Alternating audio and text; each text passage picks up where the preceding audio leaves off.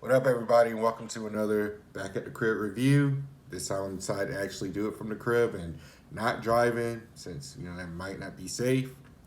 But with it being today being Juneteenth and me filming this literally in the last few minutes of Juneteenth for this year, I figured what better way to celebrate Juneteenth than to go see the Blackening. For those who don't know what the Blackening is about, it's about a group of college friends, all African American, who get together at a cabin in the woods and end up stumbling upon a game that literally tests their blackness. And if they get a question wrong, they die. Pretty much, basic concept.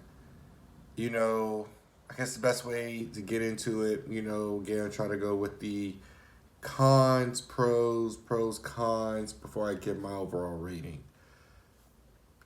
To be honest, I can't think of any major cons for this movie.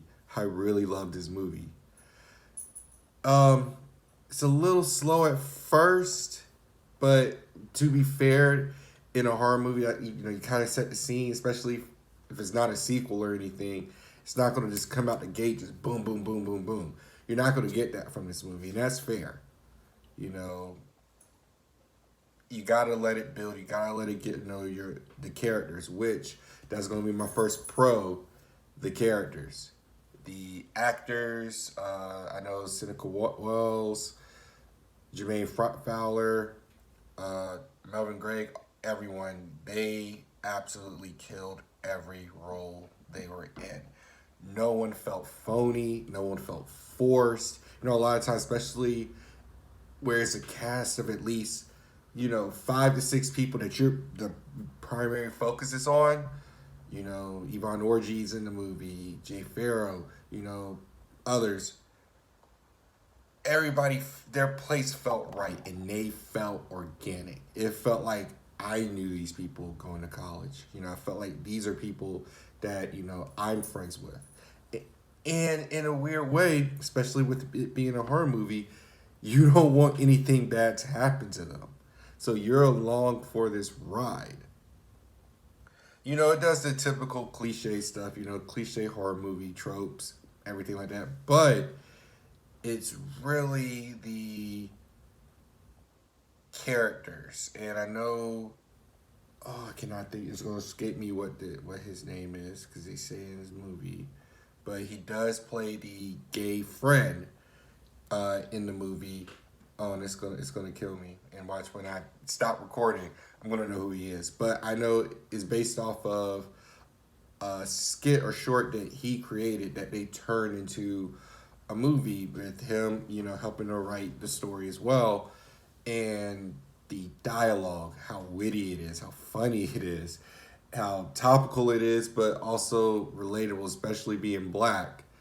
You find yourself like, oh, yep, I do that. I know exactly how that is. You find you're gonna have so much fun when you haven't seen this movie, when you go see this movie, you're gonna have so much fun just pointing out the different questions and seeing if you can answer, see what you get wrong, see what you get right. I would say with the questions they asked, I probably would have gotten at least maybe two of them wrong, to be honest. There was a lot of things like, oh, I know the answer. I know that one. But it's the questions themselves, like, you really ask that with the dialogue, with the banter between. Like, I don't even know if there was a script because it just felt that natural. Um, for horror movies, not really that violent. Especially if it being R rating, it's a little bit of violence, but it's not really that violent. And to be fair, like, it's kind of scary, but it's not that scary. Like, if it, for a horror movie, if you rank it towards a horror movie aspect, yeah, it's a bit weak in terms of a normal horror movie. But for what they were trying to do with it being a horror comedy, the comedy is what really sells this movie. I remember going out and actually seeing the trailer, and someone's like, "Oh, I don't know if I want to see that. I don't know if it's going to be like a Meet the Blacks. Was it Meet the Blacks? Yeah, Meet the Blacks are a haunted house where it's a spoof on, already established horror movies. This is not it. This is its own original thing, and I think that's what makes this. Dwayne. Dwayne is the guy's name. Dwayne Perkins. Hollywood, if you haven't tapped into this man for writing, tap into him. I'm glad I remember that. Dwayne Perkins. Dude absolutely killed this on the writing tip. But back what I was saying, this movie is its own entity. It's its own thing. And that's what makes it, to me, really stand out. You know, is it going to make a lot of movie in the box office? No. But I don't think that's the point of it. The point of it, I had this conversation with somebody, what's a good Juneteenth movie? I don't know. This is perfect. I mean, hell, the fact that it's set during Juneteenth, was like, oh, okay, perfect. I didn't even think about that when I went to go see this movie. I really want to see this movie with it being Juneteenth to support black arts. And I'm glad I did. What I would rate this movie, I would rate it about 4.25 stars out of 5. 4.25 stars out of 5 is really high. Like I said, if you want to go in, if you're going for like a typical horror movie, it's not what you're really gonna get. But if you're gonna go have good laughs, have fun, really find some characters you really like.